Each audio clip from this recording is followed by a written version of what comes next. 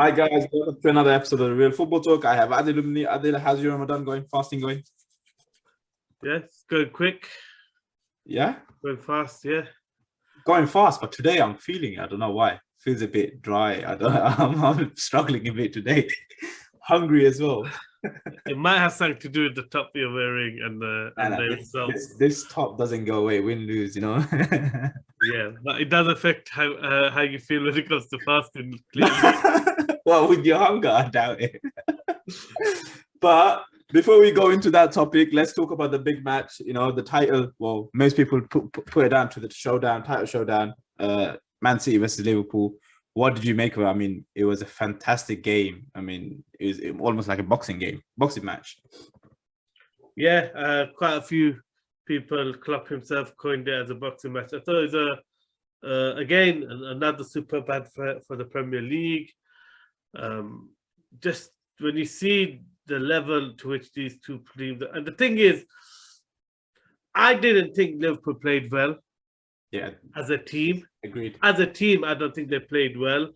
But obviously, there's always aspects to what they do, especially the way they attack and how clinical they are. That is just, you have to marvel at the efficiency and how clinical they are. But as a team, there were so many things about the performance not to like. It's quite a disjointed performance as a team, I have to say. If I'm being honest, when I was watching the game, it's probably the laziest I've seen the front three in their pressing and setting up the press. I mean, I thought they were really lacking in energy. I don't know if they were fasting. Maybe that affected Mane and Salah's pressing. Yeah. But I thought they really weren't helping out much. Do you know what has kind of surprised me as well? I felt that the Liverpool team were really nervous. And you can even tell with like Van Dijk and like Robertson, they all felt like they weren't ready for it. I think second half, obviously, Klopp got into him, but that first half, Van Dijk, Fabinho, they just didn't seem like they were at the races. I don't know. I saw it as, I didn't think they were nervous. I think they became nervous when they saw the intensity and the ferocity of City start to that game. I mean, that start was something else. I mean, City really came out with intensity and aggression, and the crowd was really hyped. And yeah, I think that is what made the players panic, and then they were just slicing their clearances. They lost their bearings, and you can see. I couldn't believe. I've never seen Van Dijk like kind of be that nervous or that way. That's why I was shocked. I was like, wow. Yeah, I think the atmosphere and the intensity of that start from City just really unsettled Liverpool, and especially that back four, and the amount of times they're just hoofing the ball aimlessly clear shows City really did have a hold of them in that first half. And the equalizer came against the run of play. Let's be honest. I mean, that was the only moment, they held a bit of possession. Yep. And again, it's amazing attacking play, the way they create so many clear-cut chances when they attack. It's just it's something to really admire. But even when they get a chance, they finish it. You get a lot of teams when they get there, they kind of they are. That's the thing that's special about Liverpool is the chances are in the box. They're good chances. They're what you call clear-cut chances. They're not like half chances. Yeah, they're clear-cut chances, and they're putting them away. They got real assassins, and whoever you look at, they'll put the ball away. They don't miss too many. So put it that way, if I was a Liverpool player at the end of that chance of the game, the Mahrez chance, I wouldn't be surprised if Liverpool player put it away. They're that clinical, they're that present, they're that ruthless. I can't see them missing that chance, and that's just unbelievable. But I actually was marveling more at City's performance. That first half was something special from City. I mean, the way they worked as a team was unbelievable. Off the ball, I mean, the intensity which they pressed, the speed at which they play. And I think that was the thing that Liverpool struggled with, was the tempo. City played at a tempo, and come on, this is Liverpool. Liverpool is the team that, Plays at high tempo. plays the high tempo that people can't. And this is the first time we actually saw a team play at a tempo that Liverpool couldn't handle.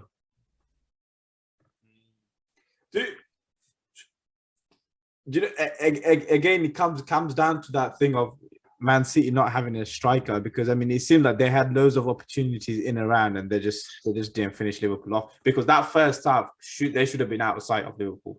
And it's a credit to Liverpool themselves, because they somehow find a way to keep themselves in the game, no matter how hard it gets.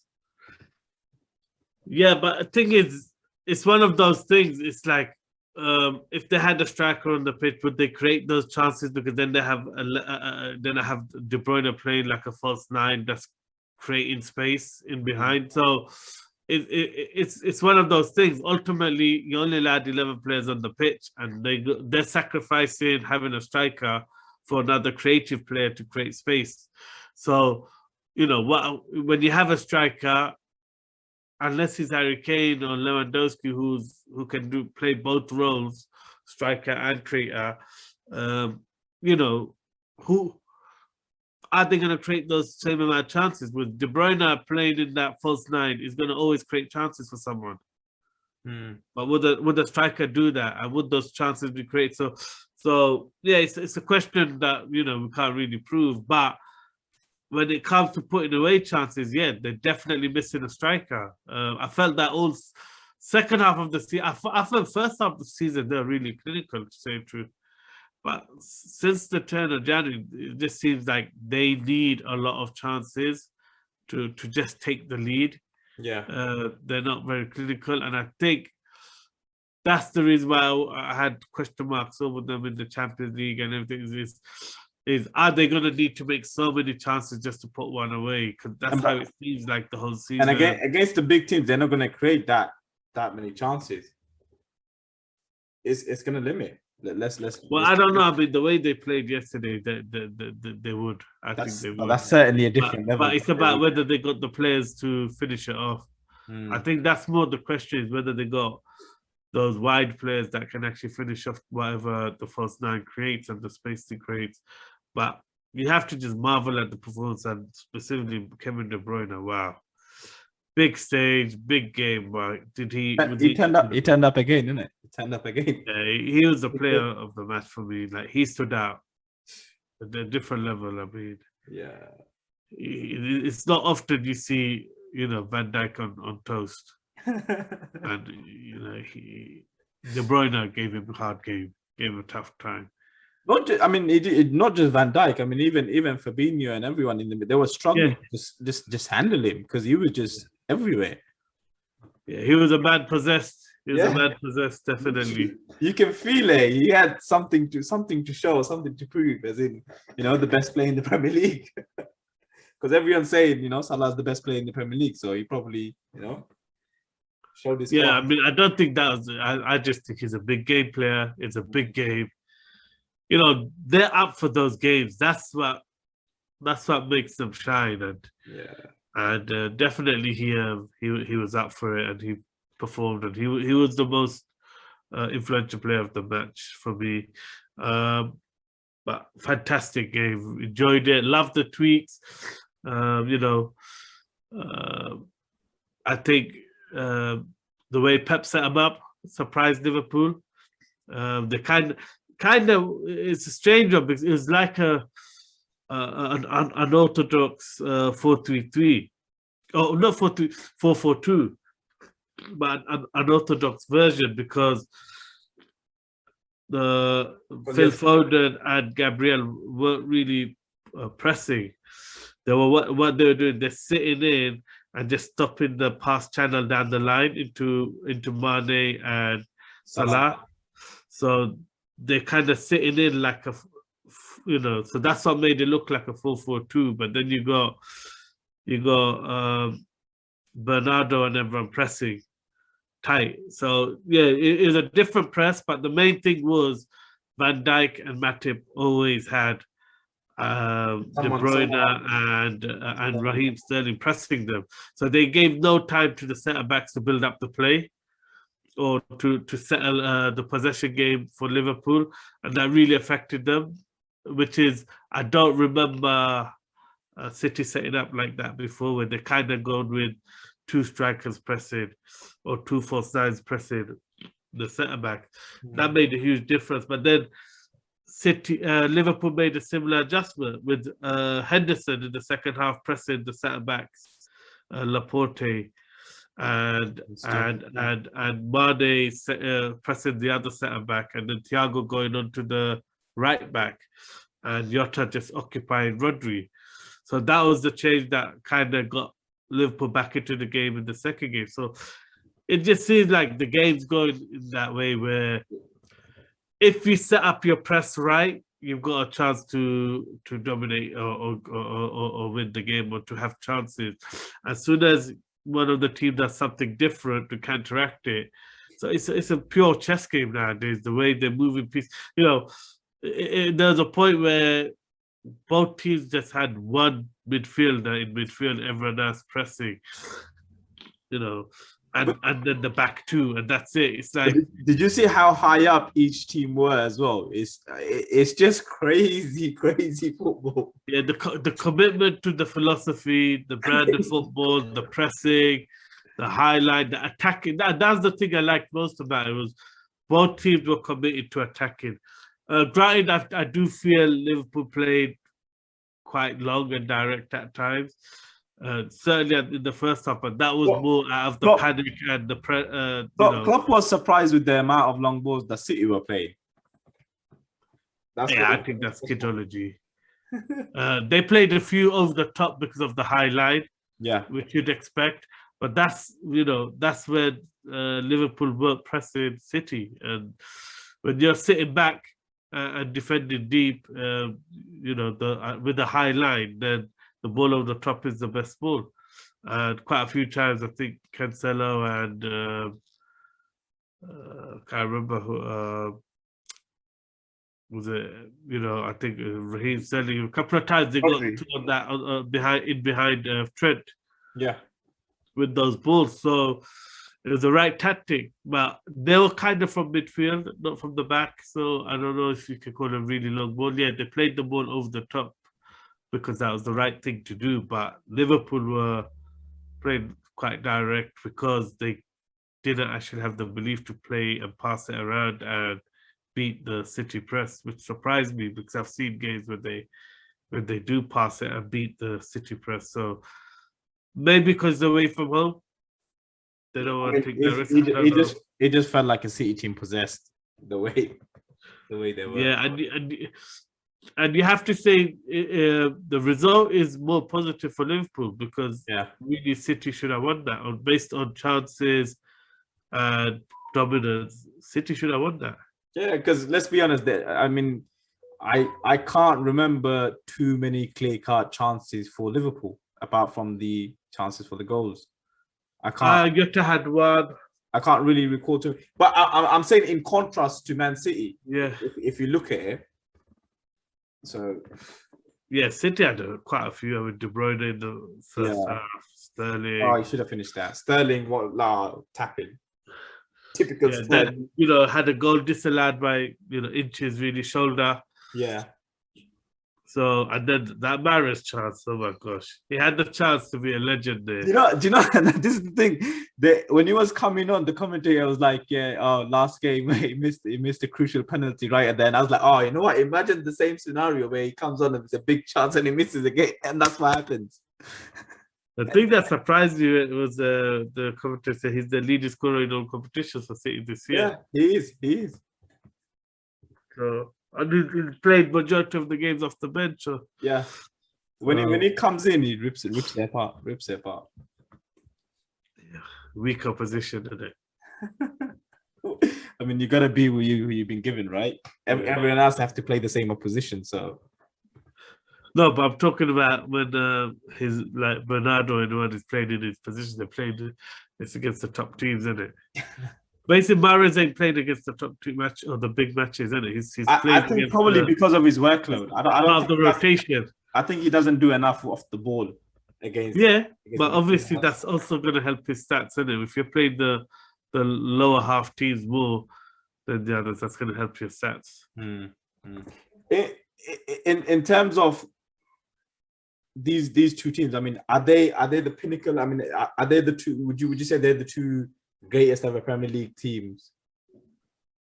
I Would don't you know put if you them in can that say bracket? greatest ever because I don't think they've won enough. I don't think those United teams, those teams that dominate for nearly a decade. I think they'll always be considered like the greatest because they dominate for us. But in this era where the competition is more fierce, everyone has money. Hmm. Yeah, in terms of the level of which they are, yeah, they're probably the highest level you're going to see from two teams. And yeah, I would go further and say they're probably, on current form, the best two teams in Europe. 100%. Oh, in the Without world. that, I I would mean, say in the world because I mean, yeah, I mean, there's not really much in that. outside of continent. Europe, It's everything not- is weak rated. So Uh, yeah, I would say that they currently on form they are. I don't know, greatest ever is hard to ever say because I mean, it's going to be between themselves who stops each other from like winning. I don't know, double, treble, or whatever it is. It's that's how. and that's how it shows they're a level above everyone else. Yeah. I mean, Chelsea are far off. I think Chelsea, what Chelsea are missing is that individual quality that City and Liverpool have. That's especially in the attacking third. Chelsea have no cheat code. They got no guy who can score a goal out of nothing. Yeah, magic. But both Liverpool and City have got those magic players. So I think if Chelsea had better attackers, it'd be interesting to see. We could be saying we've got the three best teams, in the world, challenging for everything. We'll come to Chelsea. We'll come to Chelsea, but let's kind of focus in terms of the two teams. What about the managers? I mean, how far have they taken these two teams? I mean, it's just leaps and bounds. And are they two Hall of Famers of Premier League? Yeah, I mean, I think they've got that sealed already. Once you win the Premier League nowadays, I think, you're going to get, even Ranieri is going to be in the Hall of Fame because of the achievement he did with Leicester. So I think winning the Premiership is so hard now that whoever wins it is going to be, considered a legend. They done the tally of the total points during the match, I think they were saying, and it was like 357 or something to 356, like 1 point for the last 4 seasons. Yeah. So when they look at the league points for the last 4 seasons, Liverpool are just 1 point behind City. The consistency of the two teams and the different philosophy. Oh my, yeah, unbelievable, isn't it? It's crazy. That's crazy.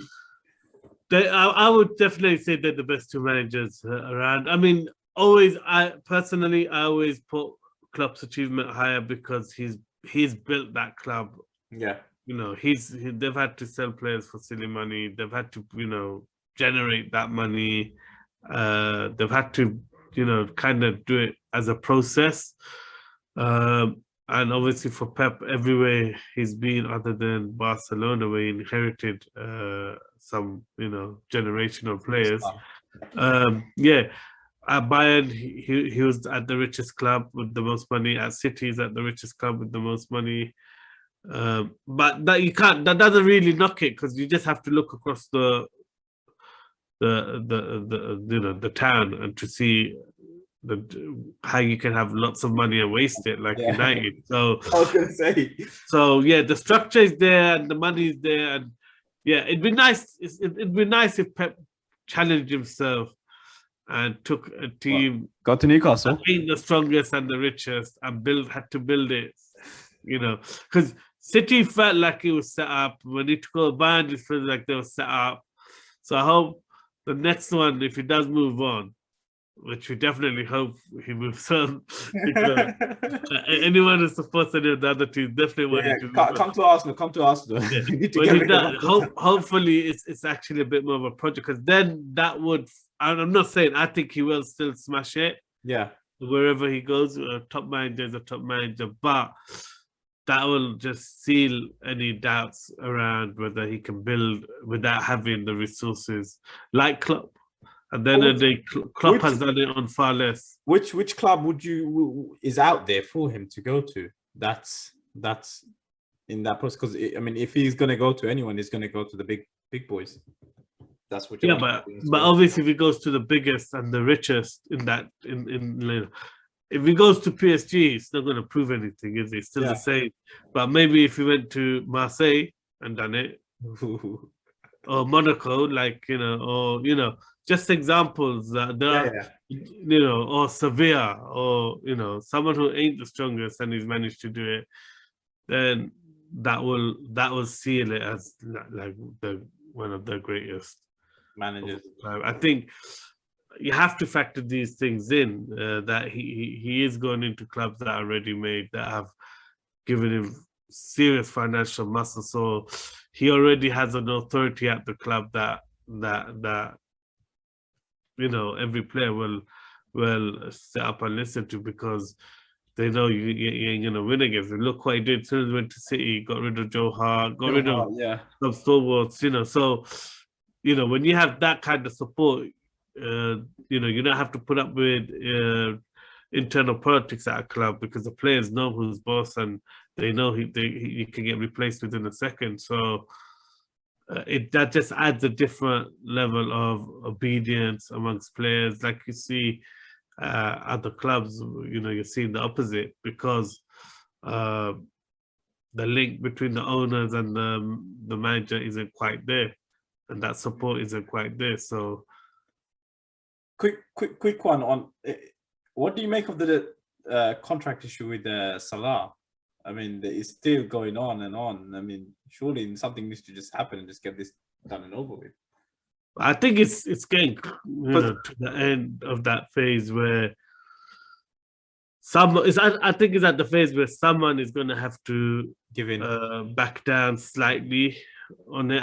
And I don't think it's so far off, or else it would have been like the negotiations have broken down. So I think there's probably a compromise that I think Salah might be willing to go to, but he wants to, and it's a question of whether Liverpool are willing to go to that compromise, or they're going to stick to this is our final offer.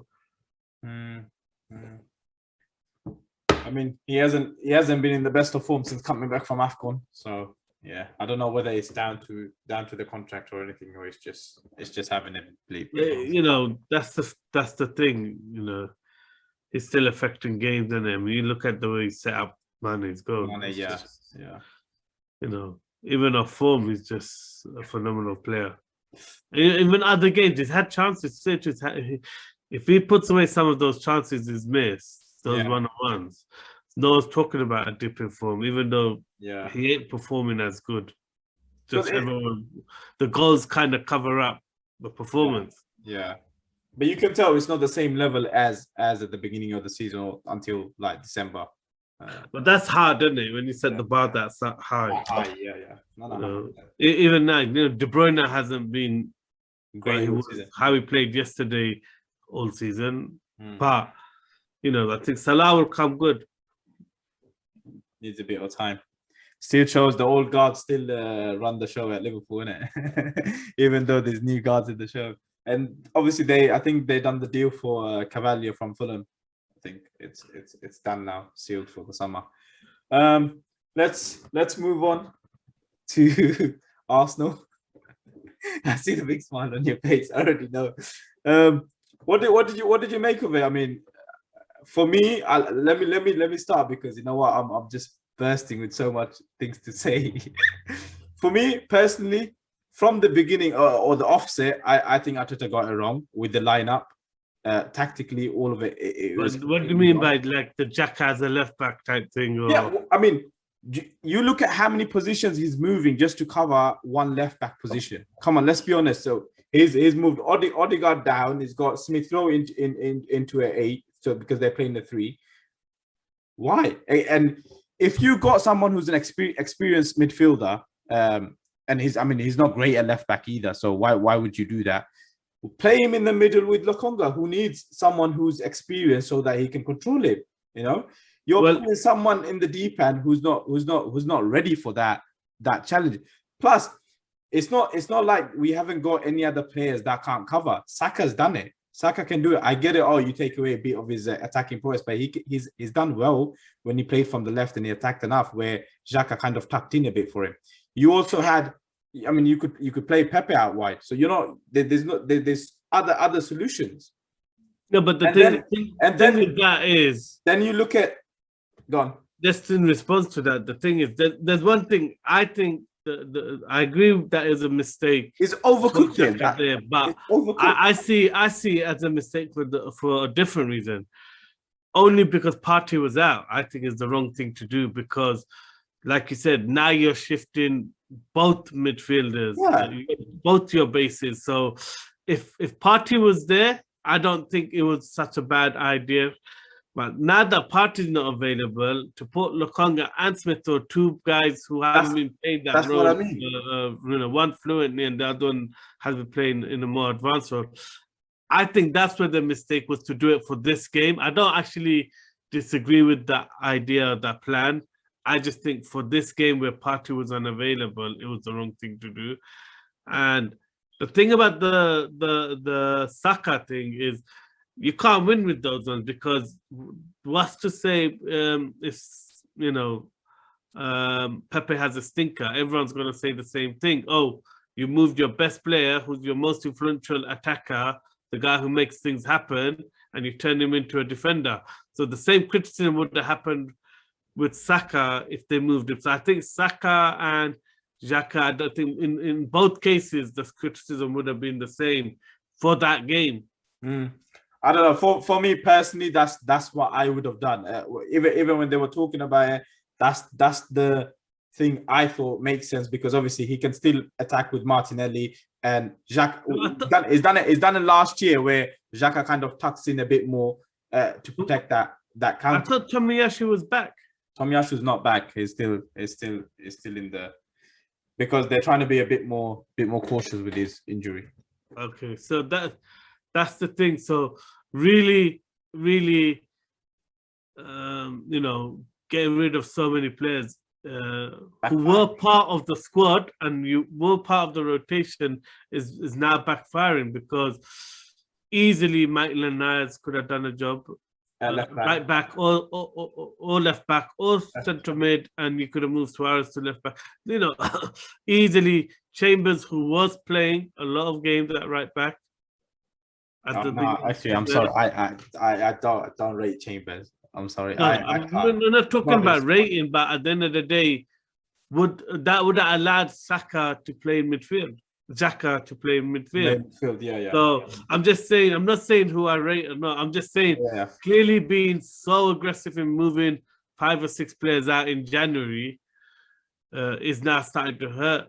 But this is, do you know what the comment I made in the summer, not in the summer, in January was, it's fair you're getting rid of all these guys, but at least even on loan or something, bring a player in, because you're getting rid of a lot of numbers. You're going to need this, because people are going to get injuries. People are going to get suspension. You need 1 or 2 numbers to back those up. If you're getting rid of 5, 6, you need at least two players. The problem is that they were only after a striker. Yeah. And they were only after one person in the whole. Yeah. And even though he's never available. So I just think, they're a bit naive in that January window. It's a shame, because in the summer they're really good. Yeah, like even the performance itself, like that whole first half. I mean, I was so bored watching that game. I'm not gonna lie. There was nothing from, you would expect after battering from Crystal Palace. You would expect these players to show some, or give the fans, like just some pressing or something to give the fans some excitement, to something to get behind. It was nothing. There was nothing there until the second half. I think that's the key word, is the excitement bit. I didn't think they actually were that poor in the first half. I just think they were so safe. They're just going out wide and trying to cross ball. Didn't There do was anything. there was nothing that was like in terms of that exciting. Nothing, no risking. They just went really safe. And do you know, this is where I have the other issue. This is where I have the other issue. All right, Odegaard scored a deflection, yeah, like wow, yeah. But if you look at it, these are the games you want your 10, you want your creative midfielder take control, take charge. He didn't do it in the last game. In these big moments, he's going missing. This is where you want your 10 to stand up, show up, take the ball in the spin, create something out of nothing, create that excitement. Nah, nothing. Yeah, and that's Nothing. the. And this is why. I think that's where the problem was. They were too happy to go out wide, and Odegaard wasn't doing enough to get on the ball, and he's marked out the game, and it's just all too easy. I mean, if the whole team is playing good, you as a player, even if you have an average, you still look good, right? Because you'll get a lot of the ball. I feel like that's what's happened a lot with Odegaard. Yes, he's done it in some games, but I think a lot of it is down to because the team's performing so well. Yeah, Odegaard's doing well. I haven't seen that. You know what, that thing from Odegaard where he has done it himself. Yeah, but obviously he's a player. If you give him the ball in space, he looks decent, but he can't. Basically, he can't get the ball himself. You have to get it to him for him to be. He's not a goal getter, but if you give it to him in certain zones, it'll be influential. So I think that's what it is with Odegaard. But I was just thinking one thing when I was watching the scoreline. Guess what that was? Wow. Trust Brighton to bloody turn out after I dissed them. I said that's the easiest win for Arsenal. Perfect time to play Brighton, and then that happened. I was like, oh my god, jinxed it. It's your comment, I think. And then the other thing about what he done at halftime where he did move Xhaka back into the middle. It seemed like we got a bit more control, and then not to even trust, even though he got a left back, not to even trust him at all. It's gonna kill Nuno even more. Let's be honest, it's gonna kill the player. You're gonna kill the player even more. It's not like we're losing the game anyways. You're killing the player. He's had some decent games, but obviously he has got a mistake in him. Obviously against Crystal Palace, he didn't cover himself in glory, but But that's a lot of players kind of struggled as well. Yeah. To play Martinelli as almost like a wing back or something, and leave that. I don't know. I did not agree with that. I think Arteta got it completely wrong the whole game. Problem with that approach as well is the fact that you have other players making mistakes in games. Yeah, but they're not necessarily leading to goals. So are you gonna drop a player because that their mistake leads to a goal? Or like if you take the case of Crystal Palace, Gabriel, for that second goal, what the heck was he doing? Sliding in like that. Like if he stays in his position, Andrea has nowhere to go. Yeah, you're dropping Tavares for what? Not dealing with the set piece properly, of which it looked like I think Gabriel might, when you look at that, there is Gabriel goes off, it looks like he might header it, so I can see why he switched off, but he shouldn't have. But Gabriel's mate was part of the fault for the second, so I don't know. It's not going to settle the team down, especially when I think that was too harsh. Is out for the season. Yeah, I didn't like what he did. I think that just sends the wrong message completely to the players, because you're killing the player. I mean, you're playing almost an attacker. Come on, Gabriel Martinelli cannot be a left back or anything, and you're trying to play him as a left back. No, but the thing is, let's be honest. If you're judging game performances based on errors, then fine. That's the decision you're gonna make. But against Crystal Palace, Xhaka was the worst player on the pitch, in my opinion. You'd say Odegaard in that game, but for me, Xhaka was terrible. Like he didn't want. So how he's your solution to go? He's struggling in his own position, and then you're gonna put him as your left back. Yeah, I don't know. I mean, as soon as I knew the fact that I think Xhaka was gonna play left back, and I I said it straight away. I just don't agree with it. I think this is just set But up to for us. say the truth, he actually performed Up. well in that position. He It's didn't really for us to give fail. up much. Everything came from the other side. Yeah, But his not. that's because he didn't have anyone pacey there. Imagine Lamptey was there. Did you see the substitution they were making to bring on Lamptey? You know, to attack him, because Lamptey would have had a field day with Xhaka. You know that for a fact. That was as soon as I saw that, I was like, where is Lamptey? If Lamptey plays, Xhaka's done.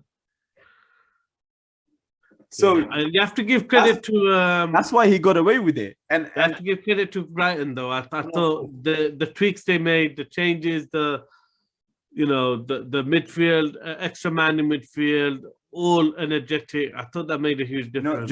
Throughout the game, I just thought, you know what? Sorry, his name's gone out of my head now. Was Saicedo? No. The manager. Sorry, the manager. His name's gone out of my head now. Oh, Graham Potter. Graham Potter. Sorry. Yeah, I thought Graham Potter just done Arteta tactically throughout the whole game. Literally, he just destroyed him. And he showed in everything. All the changes. They changed things up. They mixed it up, but that's why that's the thing in it. We say all years. Arsenal are very prescriptive. They're very systematic. And you just think, you know what? Whenever anyone comes up against Arsenal, just change your formation around, and that might mess them up. They're so set on what you're gonna do and what they're gonna do, and as soon as you do something different, it's like the players don't know what to do. Yeah, they need to, they need the manager to tell them what to do to counteract it. So.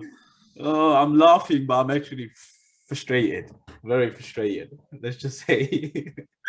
Yeah, I mean, it's a big opportunity missed. The gamble of getting rid of so many players, and it just hasn't paid off. No. And it's coming back to it. But I still think fifth place is still an improvement for Arsenal. Considering where they were, and I think that's the thing. 4 months ago, everyone was talking about, is Arteta going to survive, or is he deserving to get the sack? A lot of people claiming Arsenal are in a relegation fight. So the turnaround is still huge.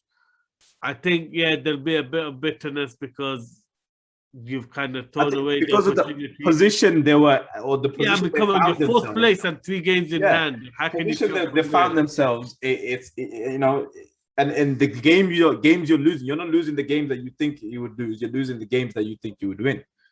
And that's the biggest thing that it's choking. At the end of the day, there's no other word for it. They've choked. Yeah. It's a shame.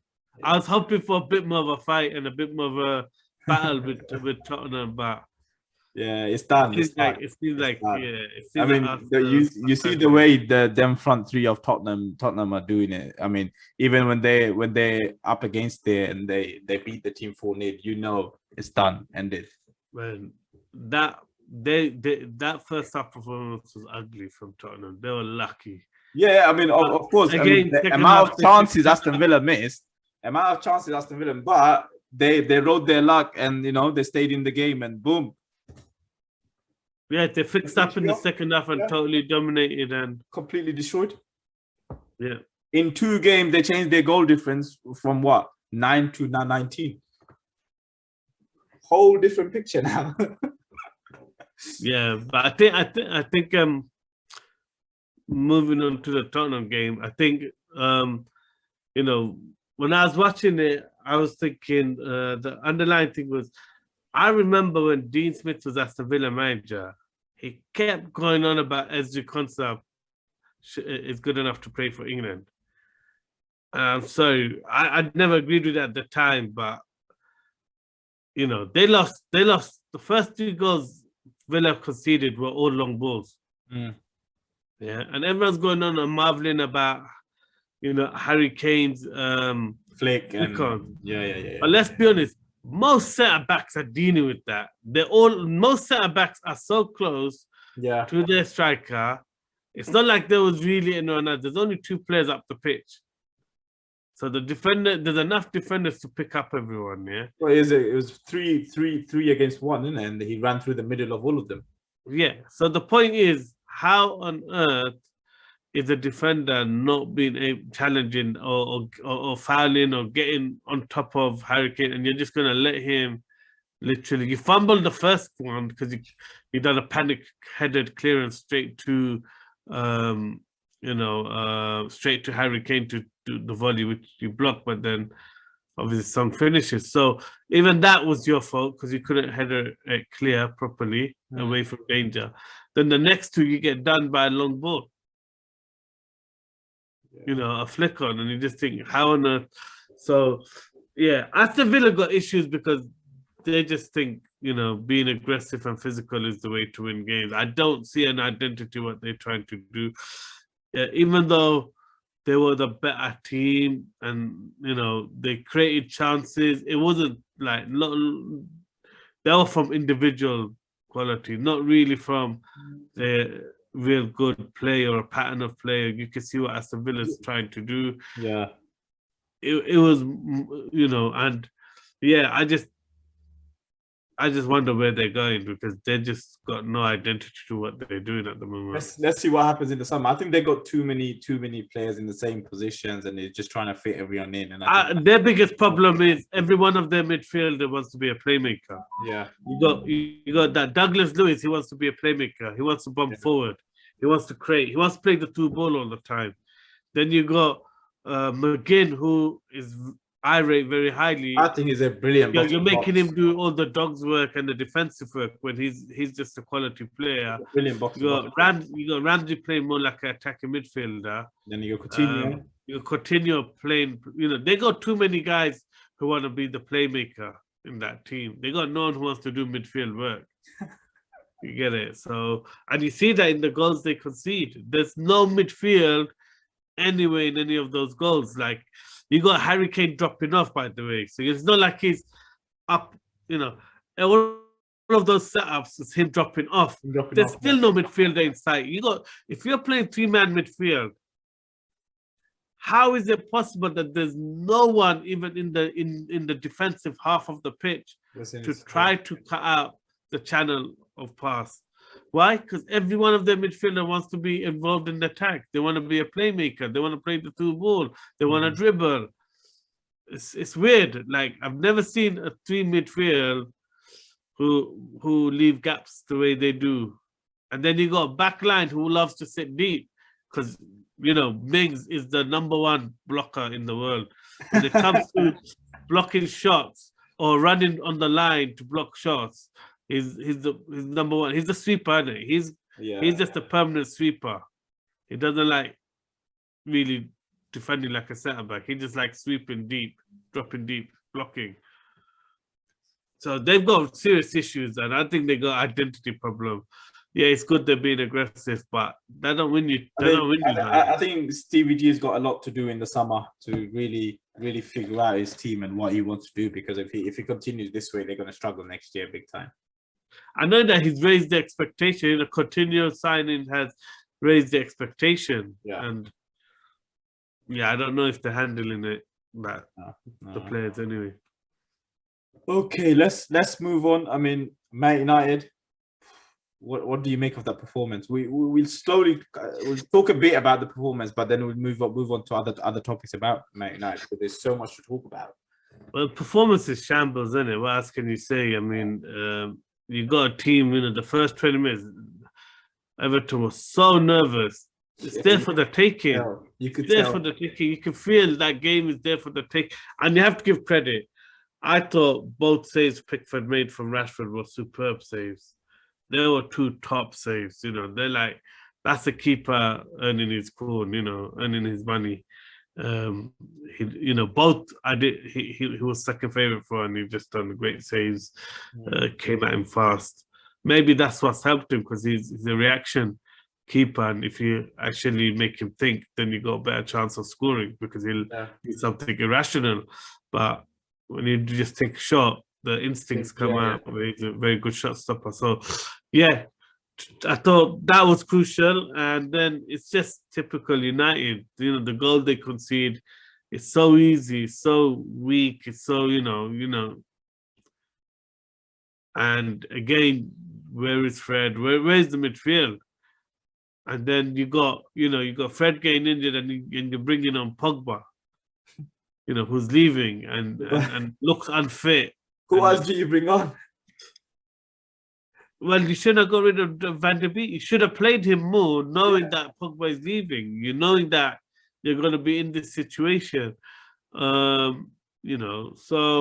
it's self-inflicted. Ultimately, it's self-inflicted. And then the biggest thing is, and this is the criticism I have of Rangnick, he's done this quite a few times, is when the team is stepping it up and when they're starting to figure things out, he always makes changes where he changes everything.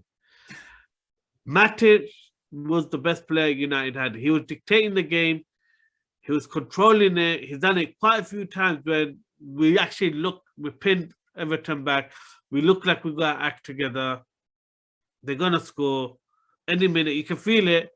And then Rangnick confuses everyone by bringing on Mata and changing things around. And you just think, what the heck just happened?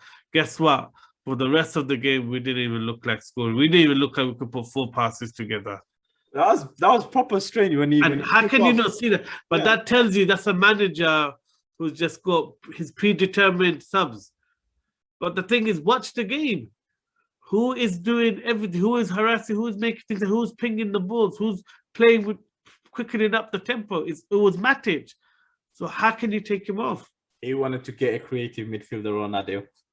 Yeah, a creative midfielder who's picking up the ball from the toes of another player who hasn't played in like I don't know. He played a free role, and the whole thing was just getting a Langer on, taking Rashford off, and then had a semi-decent game. Dropping Fernandez even more deeper to go and collect it off Harry. Playing Fernandez on the left wing, that's just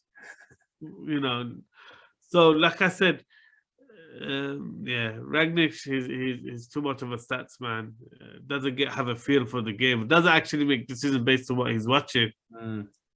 But enough of the game. I mean, let's talk about the incoming news. I mean, of Erik ten Hag becoming the new boss at United. What do you make of it? Potentially. Yeah, I mean, I touched on it last podcast where I said I prefer him over Pochettino because at least he brings a winning mentality, and if the rumors are true that he's making demands, that's good, because at the end of the day, some manager needs to take control of that club away from the people upstairs. So I hope he doesn't compromise on his values and the authority and control that he wants. This is what I was going to ask you, is if you're a manager coming in, Adil, say Erik ten Hag, or you're a manager yourself, you're going into this club at United, what would you want from the board? Or what would be your conditions that you would put forward? Because I mean, there's a whole disarray of every aspect of that club. I think it only works with Ten Hag is if they actually support him properly. Because the thing is, and that's the thing, and that's what's frustrating, is no one higher up is speaking in one eye. Woodward was bad, but at least you knew where he was at. He's always going to be about the balance sheet, trying to get big stars in, and he's always about the marketing side of things. And you always knew he doesn't know what he's doing. The new guy who's come in, Arnold, hasn't said anything, hasn't backed Rangnick, hasn't supported, hasn't spoken, and put the gauntlet down on the players that look. Even though this manager's leaving, if you don't perform, you'll be at the door. We still got top 4. Some inspirational message would have made a difference, but he's hiding behind this analyst Murta. I don't know what he's doing, but I'm just worried. United are going down the route of becoming a development club, because when you go too much into stats, too much into youth, you become a development club. It's not about winning anymore. So they might be going from one extreme to the other. I don't know. It seems like that. But Ten Hag works if they follow the examples of a London club, which is Crystal Palace, not Arsenal.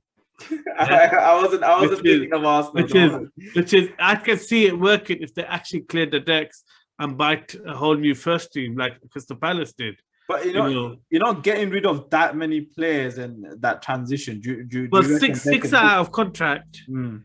And then you got another 5, 6 that I don't want to be there and now getting game time, like Bailly's and Phil Jones, and you know. So my thing is get rid of the whole lot of them, have an exodus, and then spend serious money. Like, you know, what would I do? I'd get straight away Nevers. Got 1 year left on his contract. Pick it up for a good price. Just get him in. Yeah. Get Nevers in.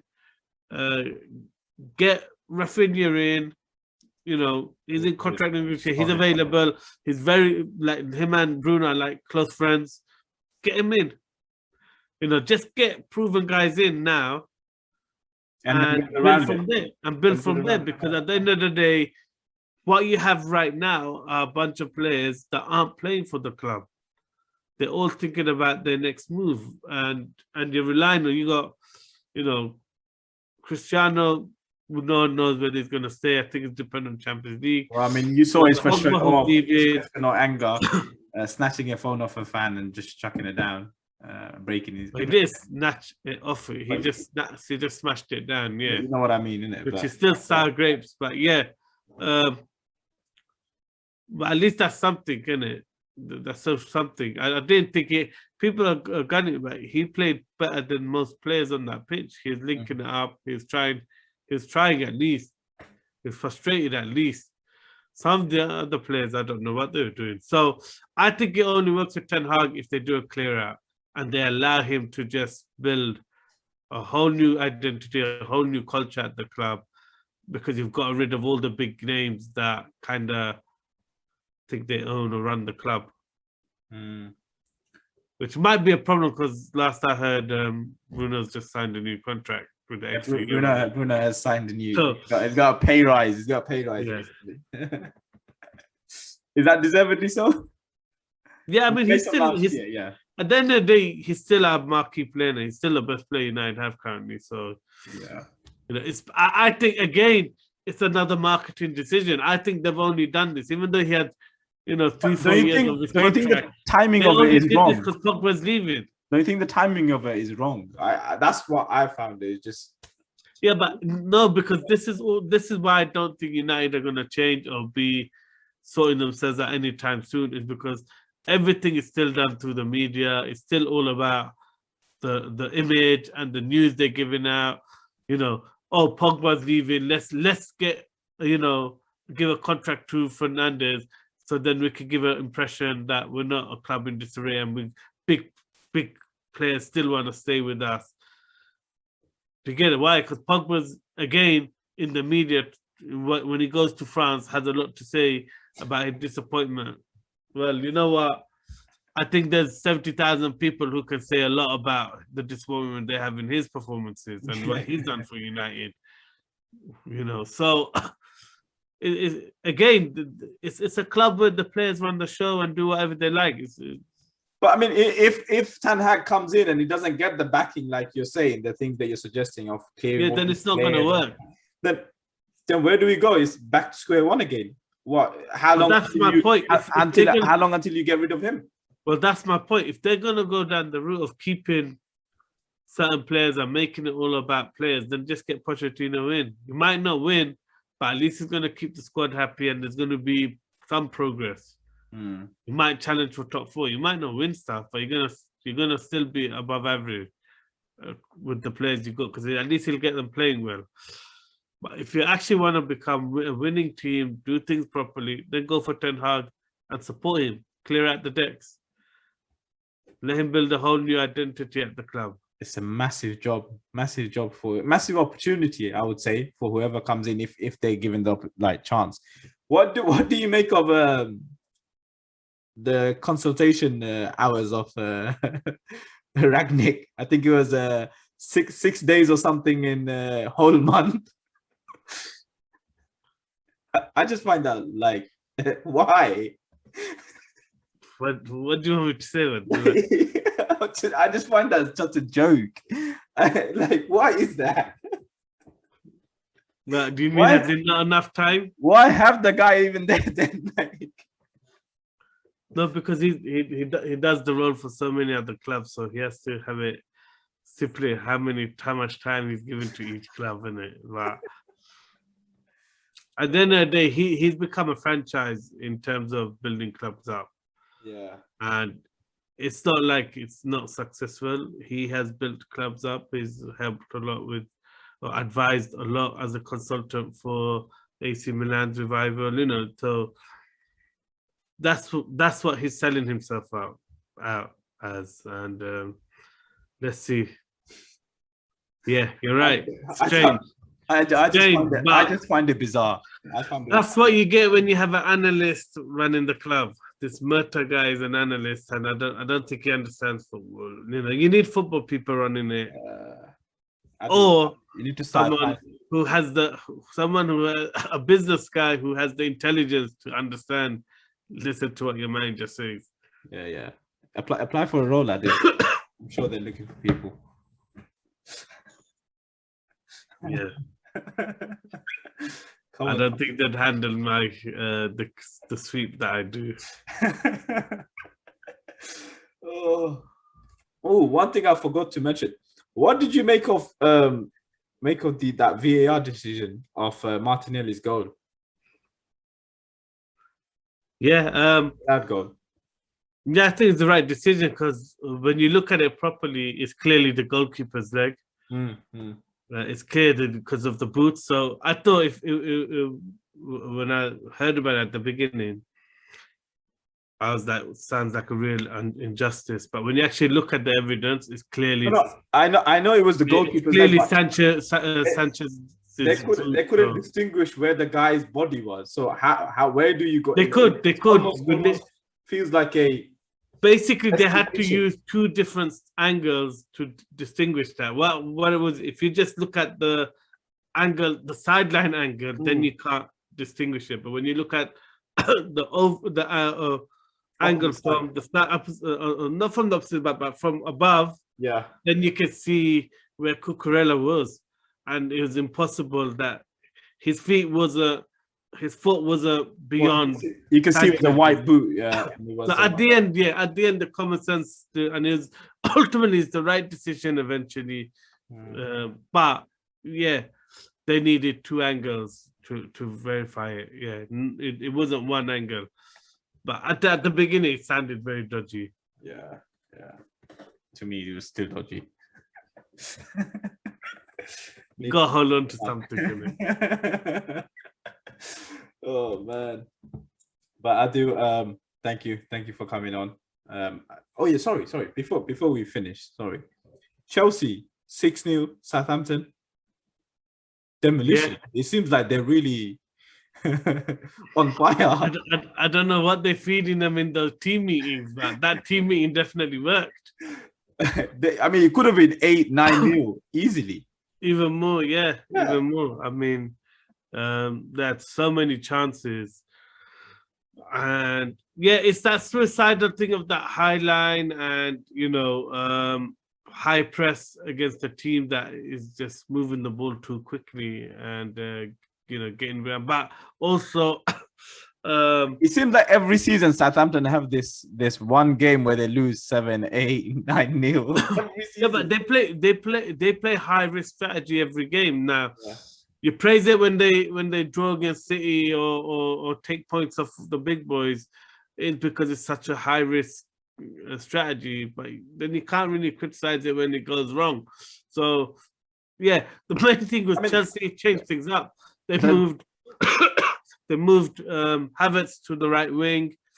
They freshened up the positioning and the formation slightly, and I thought that made a huge difference. And that that's what helped them expose Southampton's pressing game. What do you think they're going to do against Madrid? Have they got enough to claw back that aggregate lead? I think Chelsea will win the second leg. As in win the tie. win that leg. I don't know Oh. about whether they'll score enough to win, because you got to win by 3 goals. Yeah. So I don't know if they can do that. It's 3-1. There's because there's no away goals, so it'll go to extra time and penalties. Extra time. But if you want to win the tie like in normal time, you got to win by 3 goals. Yeah. I don't know if the difference is that big, or whether Chelsea have the attackers that can put away like that. But I think they'll win the tie.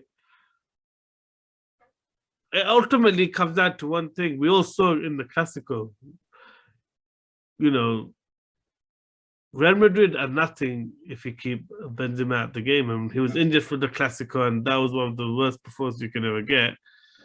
You know, so I just think, and we saw it in the first leg. He's the creator and the scorer. He does everything, makes them tick. He's the leader on the pitch. He's the passion. He's the one, you know, bringing the belief. So I just think if they can get Kante to play properly and mark any balls into Benzema and things like that, then they have a chance. They have a chance. Good game to look forward to, you know. Potentially. And the thing is, Ancelotti's known for choking. So big leads in the first leg. He's done it so many times. So it could happen again. Imagine Lukaku comes back as the savior. Yeah, I don't know. He wasn't even in the squad last game, so I don't know. But yeah, I think well, he missed crucial chance in the last game, so I think Chelsea have a chance. Chelsea have a chance. I'm definitely not convinced by Real Madrid, but yeah, Benzema is a special talent. So good luck on trying to keep him quiet. He's having a Ballon d'Or year, really. And when you look at everything now, he seems like the standout candidate. Yeah, as long as they keep him quiet, should have a chance. Anyways, Adu, thank you for coming on. For those who are watching, thank you, and see you soon. Please make sure you like, share, subscribe, and thank you for watching.